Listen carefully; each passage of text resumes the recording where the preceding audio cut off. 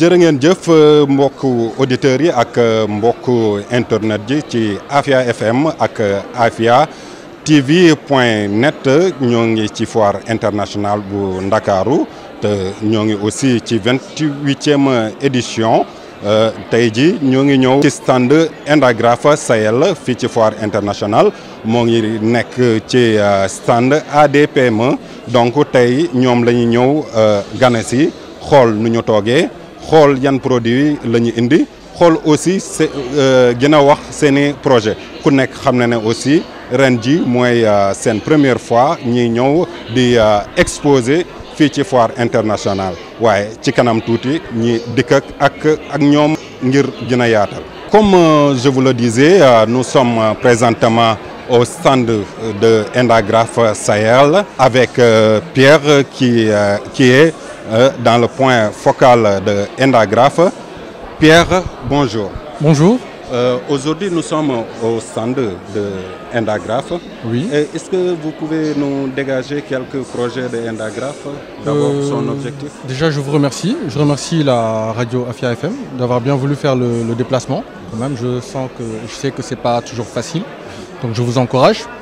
Donc, par rapport à Indagraph Sahel, déjà, on est basé au niveau de Grand Yoff, à la Cité Millionnaire. Et notre vision, elle est quand même simple. On aspire à la construction d'une société plus solidaire, à l'émergence de citoyens et citoyennes éco-responsables. Donc, à travers ça, en fait, notre mission aussi, c'est contribuer à la prospérité des femmes, des hommes et aussi à la transformation sociale pour un développement durable.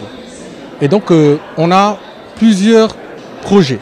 Et ces projets-là, en fait, sont calés sur différents champs d'intervention.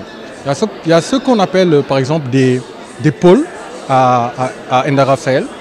Je prends l'exemple il y a par exemple le pôle gouvernance, éthique et dialogue, pôle éducation et formation professionnelle.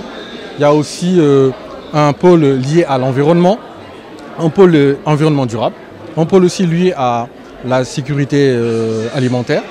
Et d'ailleurs, en rapport avec la sécurité alimentaire, vous verrez tout à l'heure un projet dans ce sens-là qui va être présenté par un collègue, un brillant collègue, qui s'appelle, le projet aussi, ça s'appelle Sokali Jigen. On a aussi un pôle qui concerne un peu l'économie sociale et solidaire et aussi des choses qui sont transversales comme la communication, la technologie, la sexualité, le genre. Et c'est dans cette optique-là en fait qu'on est venu un peu à la foire, à la FIDAK, pour montrer aux autres un peu qu'on est toujours là, pour les accompagner et pour leur dire aussi qu'ils sont une chance et qu'ils peuvent aussi contribuer à l'émergence quand même, à cette émergence-là, à ce développement dont on aspire. Monsieur Cheikh Seye, d'abord, parlez-nous un peu du projet Sokali Jigen. Ok, merci beaucoup. Je m'appelle Chamed Tidiane Seye. Je suis le chargé du projet de renforcement de la participation politique et économique des femmes dans la zone périurbaine de Dakar, dénommé Sokali Jigen. Donc c'est un projet qui intervient dans 4 communes. Donc c'est un projet pilote. Donc qui intervient dans la commune de Malika, dans la commune de Pikine Nord, Pikine Ouest et Rufisque Est. Donc c'est un projet d'agriculture intégrée initié par ces différentes populations, donc en partenariat avec la coopération espagnole de développement. Maintenant, pourquoi le choix de ce côté de la banlieue dakaroise? Merci, parce que ce projet intervient donc dans la banlieue de Dakar, parce que c'est une zone vulnérable.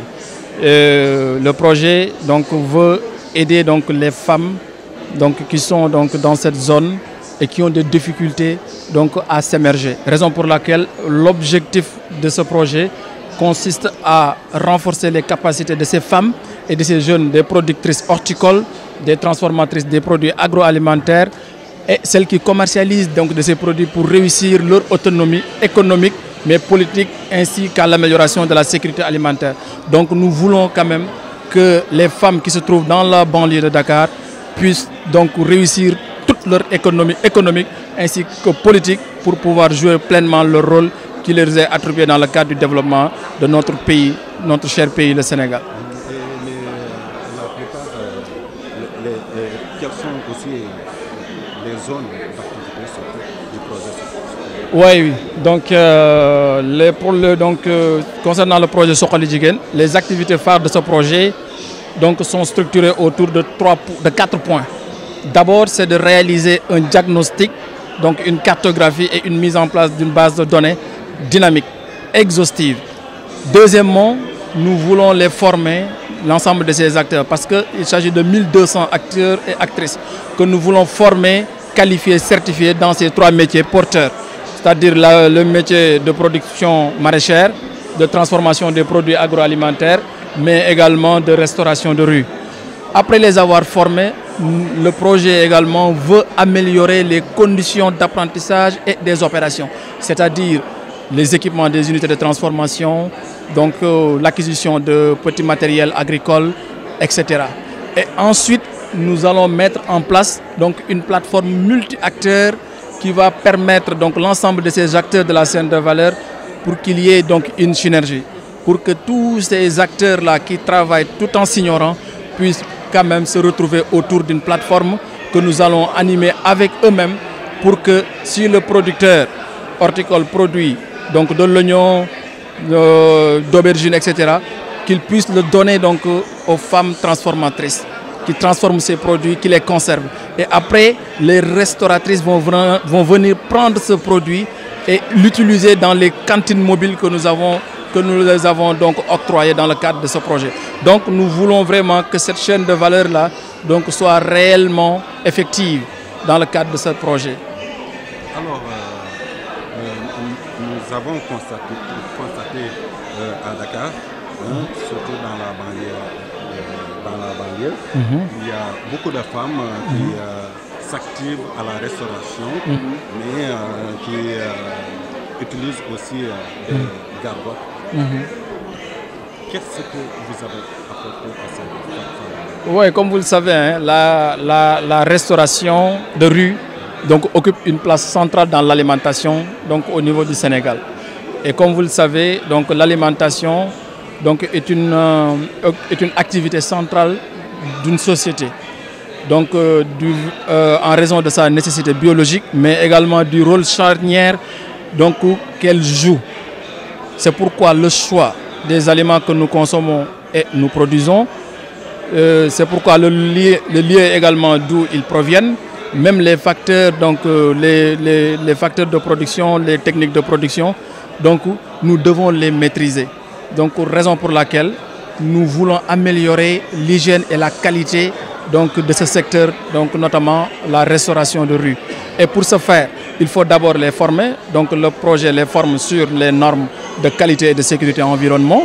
Et ensuite leur donne cet outil mobile démontable leur permettant de dérouler leur ventre dans les très bonnes conditions, dans les conditions optimales, que les consommateurs et consommatrices puissent venir régulièrement prendre le petit déjeuner ou bien le déjeuner et le dîner.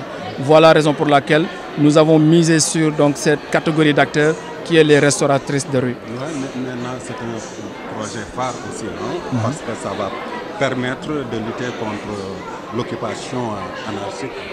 Est-ce que aussi vous avez travaillé avec les autorités administratives? Oui, excellente question. Hein. Donc d'ailleurs même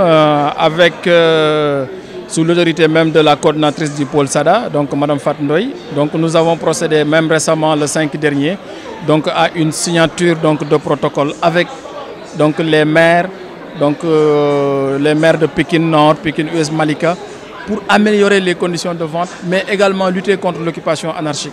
Parce qu'on a constaté que chaque jour les femmes occupent de manière anarchique l'espace public.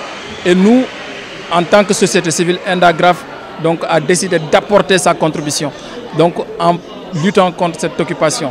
En faisant quoi? En leur dotant par exemple ces cantines mobiles, mais en collaboration également avec l'ensemble de ces maires, pour que les maires puissent, à terme du projet, puissent suivre ce projet, et que également en revanche les femmes puissent verser également des redevances au niveau de ces collectivités territoriales. Donc je pense qu'il y a une bonne implication de ces collectivités territoriales, une bonne implication également de Endagraph Sahel, mais également aussi de l'ensemble des acteurs de la chaîne de valeur, que ce soit les producteurs maraîchers, les restauratrices et les femmes transformatrices des produits agroalimentaires. Merci beaucoup. Ok, je vous remercie. Donc c'est cet entretien qui met fin à cette interview. Si vous voulez aussi, je vous dis qu'à cette visite au stand de Endagraph Sahel, donc je vous remercie.